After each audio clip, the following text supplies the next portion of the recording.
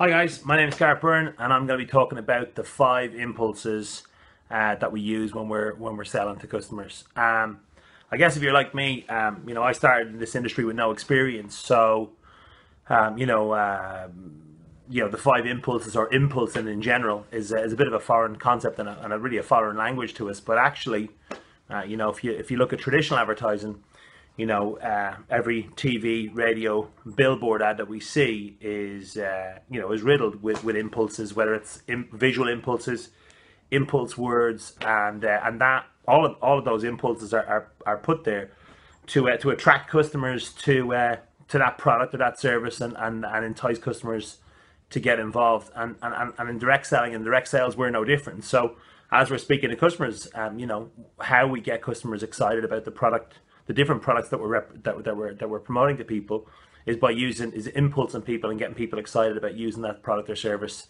and really, I guess, taking the product and making it come to life by using impulses. So I'm going to talk you through the 5 impulses that we use, how we typically would teach it out and would coach you here is we use an acronym called GIFTS. The G stands for greed, the I stands for indifference, F is for fear of loss, T is for the Jones theory, and S is for sense of urgency. That's a little bit controversial. Not everyone does it that way, but this is how I'm going to do it anyway, and hopefully you can use some of the information that I'm about to give you. I'll start with the first with the G in the acronym, and that's greed. And I guess greed can seem like a little bit of a sinister sort of a thing to say, but it actually, what we're appealing to customers is we're appealing to their nature of wanting to save money, etc. So with all of the different products that we're involved in, generally, if it's a service provider, it's a discount, it's a product that has more benefits than maybe their current supplier. Whether it's an organic food company we're representing, whether it's an energy supplier, whether it's energy efficiency measures, where customers can get funding to reduce energy bills, etc. Any of the products that we sell will all have something along those lines where a customer can make a saving or can get a feel-good factor from getting involved in that. So I think that's the first thing, and so any words I use throughout the course of my presentation, anything to do with saving money, rather than staying with your current supplier and not saving money, you can pay a little bit less and get a better deal. And that's typically how we how we use greed. So try and key in, particularly if you're talking about savings and getting a discount, etc., and that gets the customer interested. That's where you've got to look and see that that's maybe an impulse that's going to work really well with that particular customer. It doesn't work with everybody, because customers will different things will excite different people, but certainly greed is something that I would generally use. The next impulse I'm going to talk about is indifference, and I guess indifference is a vitally important impulse, because you can be out in the field speaking to lots of customers and doing pretty much everything right.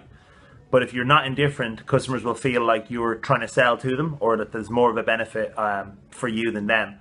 And the phrase that I typically would use is, people love to buy, they hate being sold to. And I think that's probably the same for you and me. We're the same. We don't like, and it's the opposite of what we're trying to achieve. The typical kind of salesperson is deemed as pushy, etc. That's the opposite of what this organization does. My own organization is the same. And it's the opposite, and it creates an undesirable effect. You actually do less sales. You've got worse customer service because of that. So indifference is massive. A couple of components to indifference. Number one is body language. So using your body language, using open and relaxed body language when I'm talking to customers about when making a decision. I'm shrugging my shoulders. I'm giving them the option. It's up to you. This is why people do it. But the ball's in your court, and shrugging your shoulders, like I said, using open body language, and then lining up your body language with what you're actually saying. So saying things like, listen, it's up to you, these are the 2 options, which one would you prefer? And then I think the other thing that's a bit of a hidden benefit for indifference is that you have a huge influence on your customer service. And I think it's probably a hidden benefit of a lot of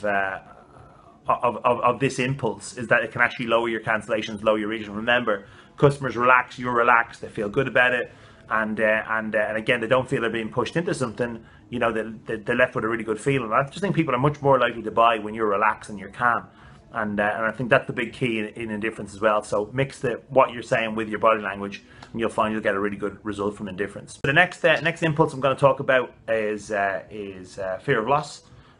Fear of loss is again vitally important. I mean, they all are, but this is vitally important. You know, and that's not, you know, when what you're not trying to do is make a customer feel like they're going to miss out, but really they're not going to miss out. And what I mean by that is, you know, if you go and see any high street, you know, anywhere in Western Europe, around the world, closing down, sale, etc., and then you're back there next week and the business hasn't closed down.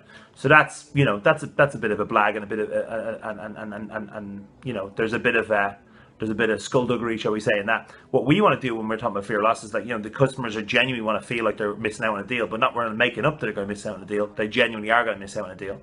So, you know, a lot of the offers that we have for customers are limited time only, etc. as well. So use any, you know, unique selling points that you have that are based on timelines and based on you know, a certain period of time, or a one-off, you know, whether it's a discount off a first bill or a first box that they buy, etc. And use that to your advantage, you know, and customers will definitely, you know, they'll have a reason to buy on the day, and that's the real key with fear of loss. And I suppose, again, it's nothing really to do with body language this time around, but certainly with the words you're saying. So that's a big thing. Make sure that you're fear of lossing people, and making sure that people understand if they don't get it done today, they're going to miss out on getting a great save, and miss out on getting, you know, whether it's a funding or whatever the case may be. You know, make sure the customers are really clear they're going to miss out without getting involved today, and you'll find that'll increase your sales too. Next one I'm going to talk about is the Jones theory. You know, different people will have a different acronym.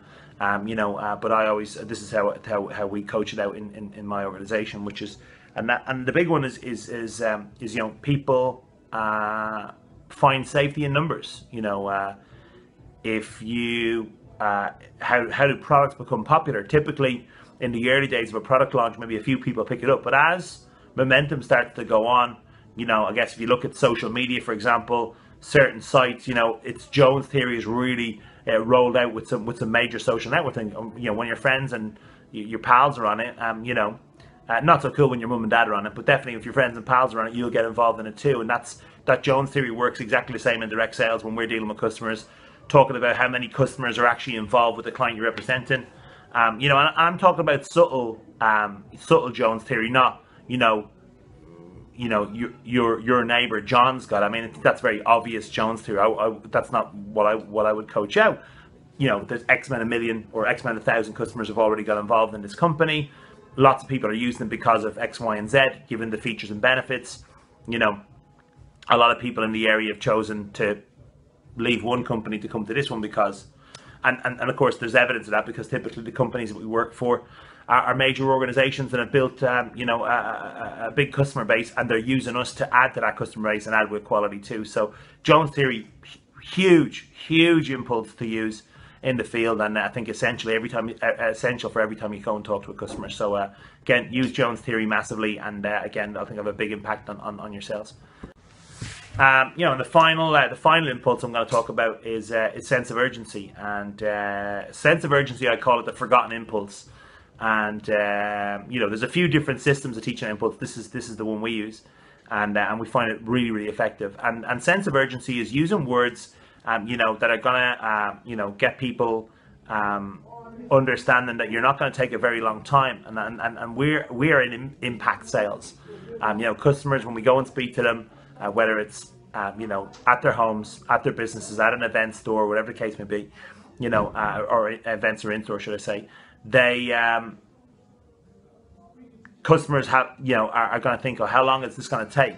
So any words I can use when I'm talking to customers about, you know, it only takes a couple of minutes, we'll get it done for you really quickly. It just takes you know, a couple of seconds to chat to you about it, and also and also go and explain to people, like, you know, we're getting it done today. Anything that indicates that we're going to get it done now or get it done today, and that's going to be quick, you know, is really important.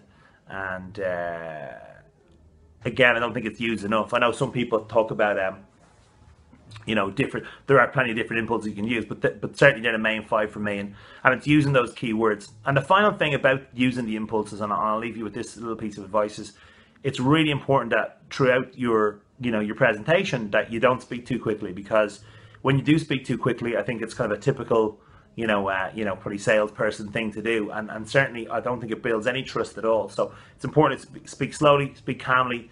And when you're using these key words, just like in a billboard and a TV ad, the timing of them, in traditional advertising is vitally important. And again, in direct sales, we're absolutely no different. So when you're speaking to customers, speak slowly, speak calmly, so they can hear the impulses. Use your body language correctly, and again, the more of these key impulse words that the customers can pick up on and listen to, the more excited they'll get about the product, the more interested they'll become. And then it's just a matter of seeing which option they want, and you can get more customers involved. So yeah, and I think that's the main thing. Hopefully that's been helpful. Keep your eye out for some more video blogs from myself, and see you soon.